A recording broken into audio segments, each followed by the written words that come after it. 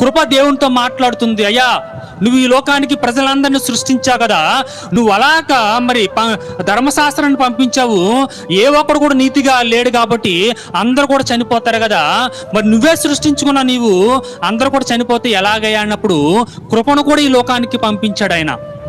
ఈ రెండు కూడా పని చేస్తున్నావు, అవి ఈ లోకములు ఈ రెండు కూడా పని చేస్తుంటే ధర్మశాస్త్రం చూస్తూ ఉంటే ఎక్కడ కూడా పాపం కనపడడం లేదు, ఎక్కడ కూడా అసత్యం కనపడడం లేదు, ఎక్కడ కూడా అబద్ధం కనపడడం లేదు.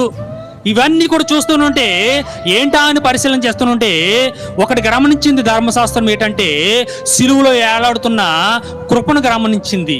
అడిగింది అప్పుడు, ఏంటి ఈ పని, ఏంటి ఎంత త్యాగం, ఏంటి ఈ పని అంటే అప్పుడు అంటుంది, ఈ లోకములో ఈ పాపాన్ని తీసివేయడానికి ఏది కూడా కొట్టివేయడానికి రాలేదు, కానీ ప్రతిది కూడా నెరవేర్చడానికి ఈ లోకానికి వచ్చానని ఆయన సెలవిస్తున్నాడు.